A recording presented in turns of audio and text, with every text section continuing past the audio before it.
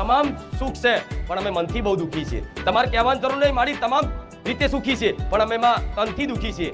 કોઈ રોગ કષ્ટથી પીડાઈએ છીએ, કોઈને રોગ કષ્ટ ના હોય જીવનમાં તો આ ધનથી પીડાતા હોય, ગરીબી વેઠાઈ હોય, પણ દુઃખ છે ને તમામ. આ ત્રણ મુખ્ય દુઃખ જ હશે વધારે, અને આ દુઃખોના કારણે જ તમે બધી જગ્યાએ ફરો છો.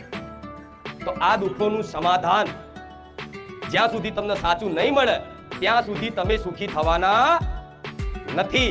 તો તમારે સમાધાન માટે, દુઃખના સમાધાન માટે તમે બધી જગ્યાએ કઈ પણ જાતની પૂછાવડાયું, જોવડાયું, ભુવા જોડે, જ્યોતિષ જોડે, તાંત્રિક જોડે કઈ પણ જાતની વિદ્યાઓ કરી, કઈ પણ જાતના વારણ કારણ કર્યા, કઈ પણ જાતના ટોટકા કર્યા, અને ટોટકા કરી અને તમે આર્થિક તૂટ્યા અને માનસિક તૂટ્યા ને.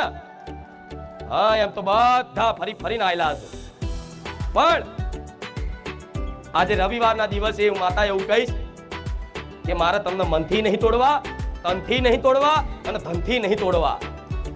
મારો તો લક્ષ્ય, મારો હેતુ એક જ છે કે તમે ઘેર બેઠા મન માતાને ખાલી સ્મરણ કરશો, ઘેર બેઠા મારા રામનું નામનું જપ કરશો, તો ઘેર બેઠા તમારા વારેજા ધામ રવિવાર આવવાની જરૂર નહીં પડે.